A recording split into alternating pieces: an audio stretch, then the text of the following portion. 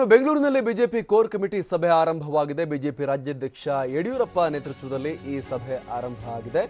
ಉಪಚುನಾವಣೆ ಅಭ್ಯರ್ಥಿ ಆಯ್ಕೆ ಕುರಿತು ಸಭೆಯಲ್ಲಿ ಚರ್ಚೆ ನಡೆಸಲಾಗುತ್ತೆ. ಚಿಂಚೋಳಿ ಮತ್ತು ಕುಂದಗೋಳ ವಿಧಾನಸಭಾ ಕ್ಷೇತ್ರಗಳ ಉಪಚುನಾವಣೆ ಸಭೆಯಲ್ಲಿ ಲೋಕಸಭಾ ಚುನಾವಣೆಯ ಅವಲೋಕನದ ಬಗ್ಗೆ ಪರ್ಫಾರ್ಮೆನ್ಸ್ ಬಗ್ಗೆ ಕೂಡ ಅವಲೋಕನ ನಡೆಸಲಾಗುತ್ತೆ. ರಮೇಶ್ ಜಾರಕಿಹೊಳಿ ರಾಜೀನಾಮೆ ಘೋಷಣೆ ವಿಚಾರಕ್ಕೆ ಸಂಬಂಧಪಟ್ಟ ಹಾಗೆ ರಾಜ್ಯ ರಾಜಕೀಯ ಬೆಳವಣಿಗೆಗಳ ಬಗ್ಗೆ ಕೂಡ ಈ ಕೋರ್ ಕಮಿಟಿ ಸಭೆಯಲ್ಲಿ ಚರ್ಚೆ ನಡೆಸಲಾಗುತ್ತೆ. ಜಗದೀಶ್ ಶೆಟ್ಟರ್, ಡಿ.ವಿ. ಸದಾನಂದ ಗೌಡ, ಆರ್ ಅಶೋಕ್, ಅರವಿಂದ ಲಿಂಬಾವಳಿ ಸೇರಿದಂತೆ ಪ್ರಮುಖ ನಾಯಕರು ಈ ಸಭೆಯಲ್ಲಿ ಭಾಗಿಯಾಗಿ ಚರ್ಚೆಯನ್ನ ನಡೆಸೋರಿದ್ದಾರೆ. ಇದೀಗ ಬಿಜೆಪಿ ಕೋರ್ ಕಮಿಟಿ ಸಭೆ ಆರಂಭ ಆಗ್ತಿರುವಂಥದ್ದು.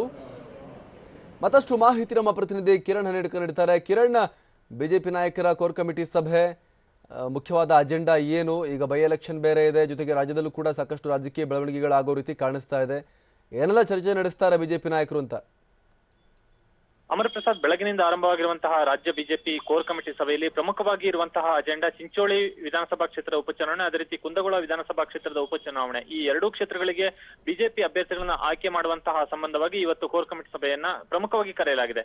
ಇವು ಬೆಳಗಿನಿಂದ ನಡೀತಿರುವಂತಹ ಸಭೆಯಲ್ಲಿ ಚಿಂಚೋಳಿ ಕ್ಷೇತ್ರಕ್ಕೆ ಅಭ್ಯರ್ಥಿ ಆಯ್ಕೆ ಸಂಬಂಧಪಟ್ಟಂಗೆ ಕಲಬುರಗಿ ಜಿಲ್ಲೆಯ ಬಿಜೆಪಿ ಶಾಸಕರು ಮತ್ತು ಜಿಲ್ಲಾ ಬಿಜೆಪಿಯ ಪದಾಧಿಕಾರಿಗಳೇನಿದ್ದಾರೆ ಅವರೆಲ್ಲರನ್ನೂ ಕೂಡ ಬೆಂಗಳೂರಿಗೆ ಕರೆಸಿಕೊಂಡು ರಾಜ್ಯ ಬಿಜೆಪಿ ಕಚೇರಿಯಲ್ಲಿ ರಾಜ್ಯ ಬಿಜೆಪಿಯ ಕೋರ್ ಕಮಿಟಿ ಸದಸ್ಯರು ಅವರಿಂದ ಅಭಿಪ್ರಾಯವನ್ನ ಪಡೆದಿದ್ದಾರೆ. ಸುಮಾರು ಚಿಂಚೋಳಿ ಕ್ಷೇತ್ರಕ್ಕೆ 4 ಹೆಸರುಗಳನ್ನ ಪ್ರಸ್ತಾಪ ಮಾಡುವಂತಹ ನಿಟ್ಟಿನಲ್ಲಿ ಚರ್ಚೆ ಆಗಿದೆ. ಪ್ರಮುಖವಾಗಿ ಉಮೇಶ್ ಜಾಧವ್ ಅವರ ಕುಟುಂಬ ಸದಸ್ಯರಲ್ಲಿ ಒಬ್ಬರಲ್ಲಿ ಯಾರನ್ನ ಅವರು ಜಾಧವ್ ಅವರ ಹೆಸರು ಸೂಚಿಸ್ತಾರೋ ಅವರಿಗೆ ಕೊಡುವಂತದ್ದು, ಅಥವಾ ಮಾಜಿ ಸಚಿವ ಸುನೀಲ್ ವಲ್ಯಾಪುರೆ ಅವರ ಹೆಸರು ಮತ್ತು ಕಲಬುರಗಿ ಜಿಲ್ಲಾ ಪಂಚಾಯತ್ ಸದಸ್ಯ ಸಂಜಯ್ ಯಾಕಾಪುರೆ ಮತ್ತು ಕಲಬುರಗಿ ಜಿಲ್ಲಾ ಬಿಜೆಪಿ ಉಪಾಧ್ಯಕ್ಷ ನಾಮದೇವ್ ರಾಥೋಡ್ ಅವರ ಹೆಸರುಗಳು ಇವತ್ತಿನ ಅಭಿಪ್ರಾಯ ಸಂಗ್ರಹಣೆ ವೇಳೆ ಚರ್ಚೆ ಆಗಿದೆ. ಇದನ್ನು ಈ ಒಂದು ಚರ್ಚೆಯ ಬಳಿಕ ನಂತರ ಈ ಒಂದು ಕುಂದಗೋಳ ವಿಧಾನಸಭಾ ಕ್ಷೇತ್ರದ ಅಭ್ಯರ್ಥಿ ಆಯ್ಕೆ ಸಂಬಂಧ ಕೂಡ ಕೋರ್ ಕಮಿಟಿ ಧಾರವಾಡ ಜಿಲ್ಲಾ ಪದಾಧಿಕಾರಿಗಳಿಂದ ಶಾಸಕರಿಂದ ಅಭಿಪ್ರಾಯವನ್ನ ಪಡೆಯುತ್ತೆ.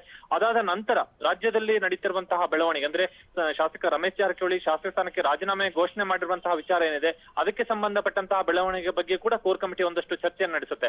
ಇದನ್ನು ಹೊರತುಪಡಿಸಿದಂತೆ ಮೊನ್ನೆ ಮುಕ್ತಾಯವಾದಂತಹ 2 ಹಂತದ ರಾಜ್ಯದಲ್ಲಿನ ಲೋಕಸಭಾ ಚುನಾವಣೆಯಲ್ಲಿ ಬಿಜೆಪಿಗೆ ಸಿಗಬಹುದಾದಂತಹ ಲಾಭ ನಷ್ಟ ಈ ವಿಚಾರಗಳ ಬಗ್ಗೆ ಕೂಡ ಚರ್ಚೆ ನಡೆಸಲಾಗುತ್ತೆ. ಪ್ರಮುಖವಾಗಿ ಇವತ್ತಿನ ಸಭೆಯ ಪ್ರಮುಖ ಅಜೆಂಡಾ ಇರುವಂತದ್ದು ಉಪಚುನಾವಣೆಗೆ ಅಭ್ಯರ್ಥಿಗಳ ಆಯ್ಕೆ, ಅದರ ಜೊತೆಯಲ್ಲಿ ರಾಜ್ಯದ ಬಿಜೆಪಿಗೆ ಪೂರಕವಾಗಿ ನಡೀತಾ ಇರುವಂತಹ ಬೆಳವಣಿಗೆಗಳು ಮತ್ತು ಲೋಕಸಭಾ ಚುನಾವಣೆ ಸಾಧಕ ಬಾಧಕ ಇಷ್ಟು ವಿಚಾರಗಳು ಇವತ್ತಿನ ಸಭೆಯಲ್ಲಿ ಚರ್ಚೆ ಆಗುತ್ತೆ. ಇನ್ನೂ ಕೂಡ 1-2 ಗಂಟೆಗಳ ಕಾಲ ಕೋರ್ ಕಮಿಟಿ ಸಭೆ ಮುಂದುವರಿಯುತ್ತೆ. ಅಮರ್ ಪ್ರಸಾದ್. Thank you Kiran.